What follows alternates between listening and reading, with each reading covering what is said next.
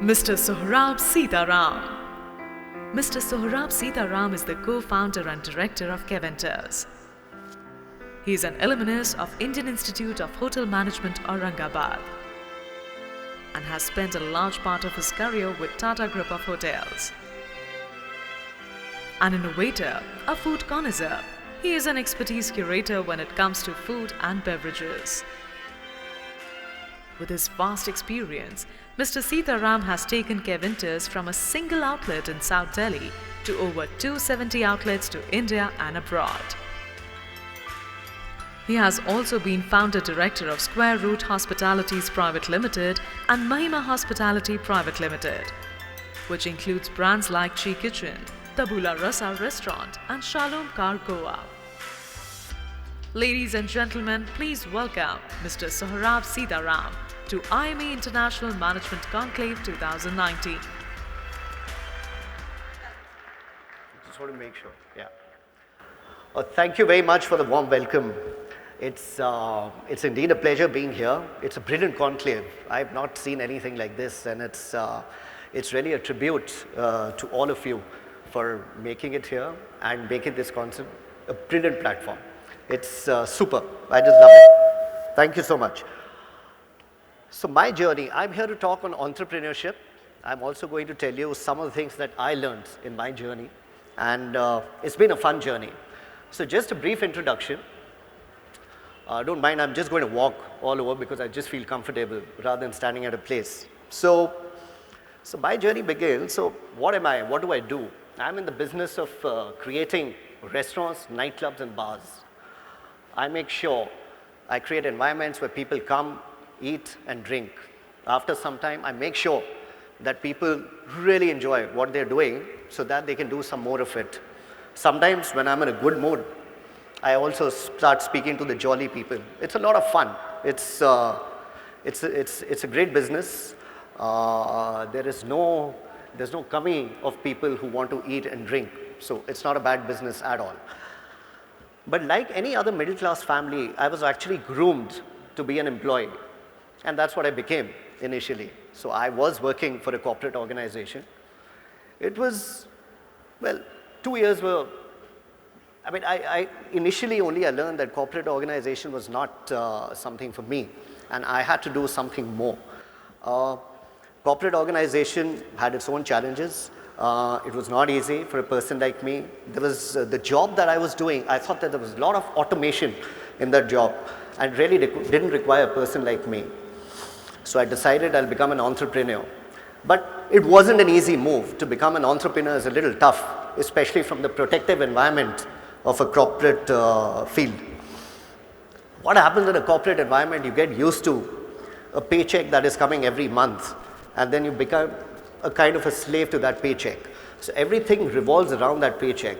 So the most difficult thing for an entrepreneur is actually to move from that mindset, which is cutting the umbilical cords and kind of moving on. That's the toughest part, and I believe that entrepreneurship is primarily a mindset first. So you've got to conquer your mind. Once you conquer your mind, everything else is pretty simplified. It's quite an easy task post that. So look, a learned man always said once, if you catch a fish and feed it to a man, you feed him. But if you actually teach him how to do fishing, then you feed him for life. The corporate organization, look, this is what I'm talking about, the corporate organization. I'm sure a lot of you may have different experiences, but where I'm concerned, corporate organization actually does not teach you how to fish. What they do is they take you in this protective field where there are many people and it's so easy to do work. You don't need domain expertise. Perhaps your domain expertise is only one particular field, but you don't really care about the others. It's so easy because you can just look at another person and request him to do your job and it's done, whenever you need help. Entrepreneurship is a different ball game altogether. So when you come out, remember, when you come out, it's a place which is full of wolves. You're like a lamb who's stepping out. And that's the most difficult journey that you encounter when you're coming from a stable organization and you get into entrepreneurship. Look, I consider myself fortunate because my job was made a little easier. I perhaps come from a background which is well, that made it a little easier, and perhaps it's one of the only organizations, I won't say only, but one of the organizations that's highly respected, and that's the Indian Army. So a lot of my entrepreneurship journey is actually inspired from the Indian Army. So I'll talk about what were my learnings, and hopefully they should really help you. Hopefully you'll get inspired from what I've learned, because I'm really inspired by the Indian Army. So let's start off by something. The first thing, any business that you do requires scale, right? How do you scale it up? There are many ways to scale up things, but the first important thing in scaling up is realizing that India overall is a land of communities. There are different communities living across. So you've got to be a part of the community. I'd like to give you an example of the British Army here. There was a time when British Army comprised of many Indian soldiers, right? But they realized that not every Indian soldier was ready to die for the country at that point of time. So what did they do? They created these different regiments, and for each regiment, they had a community. So now if you see, you've got the Sikh regiment, right? You've got the Assam Rifles. You've got the Rajputana, where all the Rajputs are there. After that, what did they do? Each community was given a particular war cry. Each community was given a uniform that kind of, resembled their community. Some of them were even giving fighting arms, which were part of their culture. For example, if you look at the Gurkhas, they're actually carrying the kukris. So what really happened? Things changed dramatically post that. What was happening now? People were ready to die for the community. And that is the point that I'm trying to drive. Things have to be done in the community. You have to go out, you have to be a part of the community, but remember, communities are sensitive. You can be a part of the community, but the most important thing is to nurture your relationship. Once you're able to nurture the relationship, sky is the limit, 50% of your job is done. So number one, that's the most important thing that I learned from the Indian Army. My second learning, especially in entrepreneurship, is that people who are working for you should be highly, highly motivated. How do you motivate them? In many corporates, and I worked with many people, and a lot of them said, listen, so the best way is you offer an incentive to a person, and that person is there for life. If you want to get work done by a person, you give him only X, supposing the person is doing X amount of work. If you want him to do X plus Y work, you've got to offer him incentive. I'm of the opinion that that's the worst way of motivating an employee. I'm sure a lot of you do not agree with me, but I think motivation is really bad. Why? Motivation in terms of money is not what you should be doing. Look at the Indian soldier today. Isn't he motivated? Isn't he ready to die for the country? Does he really believe in getting that extra money and dying for the country? And I'm sure the Indian soldier is a lot more motivated today than you and me, who's willing to put his life for the country. So how do you get that motivation? It's pretty simple. What does the Indian Army do? Indian Army makes sure that all of us, like somebody else was mentioning, that families play a very, very important and a vital role, in India. So what do you have to do? You have to make all of us put our families first, and then we come into the picture. So what do people do? Foremost thing, and again, the Indian Army, what it does is, foremost thing is they make sure that the families are really well looked after, right? That is the foremost thing that you can actually do in an organization when you're able to create an organization. It's important to look after the people. If you're able to look after the people, sky is the limit. They'll be willing to do anything for you. They don't need extra incentives, but that's what you've got to do. I consider myself fortunate. Actually, I come from a background where I was practically exposed to everything. Not too many people are exposed, but that's what is the magic of the Indian Army. Whether you talk about music, dance, bands, culture, traveling, sports, whether it's golf, whether it's riding, you get everything there. You don't really get this in a lot of jobs. So the foremost thing is that you've got to look at the families and make sure that the families are treated well. People will be highly motivated once the families are in play. Third is a basic thing. What I learned was that, a basic qualification is a must. If you do not have the basic qualification, nobody is going to respect you. And what happens is, and you cannot become a strong leader. So a lot of us, when we become entrepreneurs, we do not have that basic knowledge, but it's important to take some time out and then learn about the different departments which are going to assist you. It always helps. The The most difficult thing for me was to create an environment, which I think is very, very important, is to create an environment which is where you are absolutely impartial to people. How can you be impartial to people? It's not an easy thing. But the minute you're able to create, because there will come a stage in your life as an entrepreneur that you will be promoting one person over another person, right? Why will that person ever take that? He will only take it if he knows that everything has been done fairly, if you've been impartial. So that's one of the qualities that we must look at where entrepreneurship is concerned.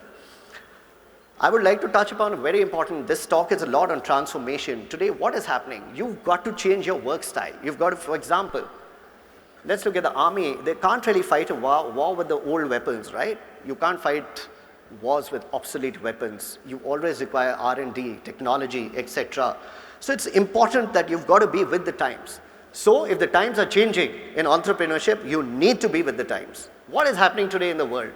If I ask any one of you, what are the drivers of change? Today, technology is changing everything at a very rapid pace.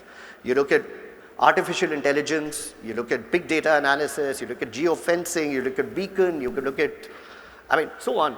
Smart cities, 5G, the world is going to change. But we've got to be with the times. So you've got to make sure that any business that you do, you have to kind of incorporate something on these lines. That's one thing. There are many, many opportunities, yeah.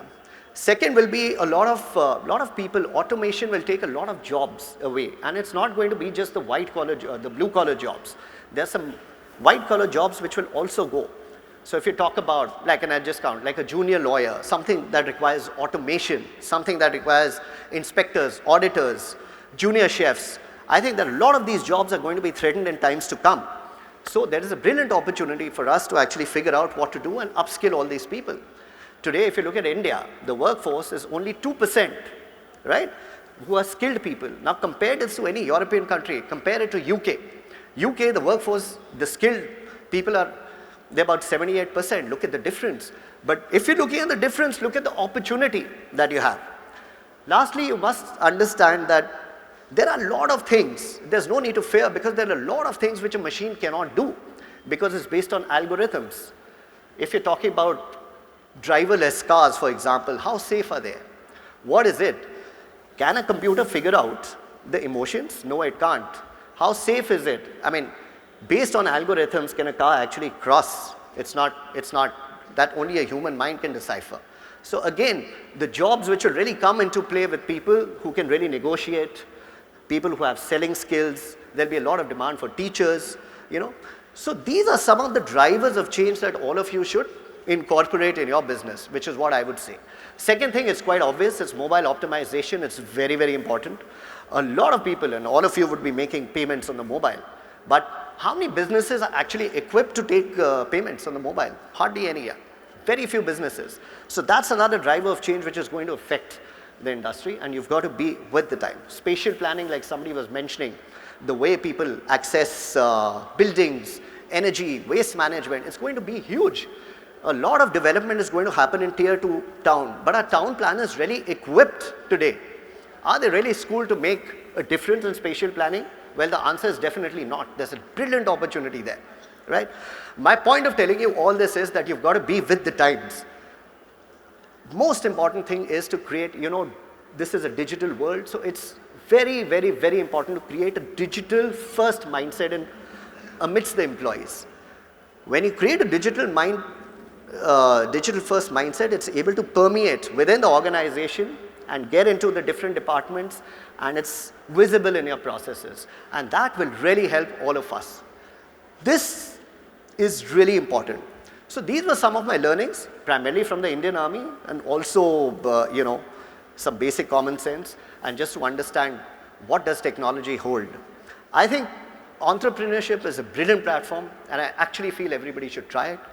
It's perhaps one of the few platforms where you control your destiny, right? Your destiny is not controlled by somebody else. Entrepreneurship is a platform where your life, where your work becomes a part of your life. It's not the other way around. Today what is happening is the other way around. So your life becomes a part of the work. So I think we're very fortunate, and entrepreneurship is a big opportunity. This is a great opportunity for all of you to encourage entrepreneurship. this is one of the few platforms where you can now build a life and not live one. Thank you very much. These were my 2 cents here for all of you. Thanks.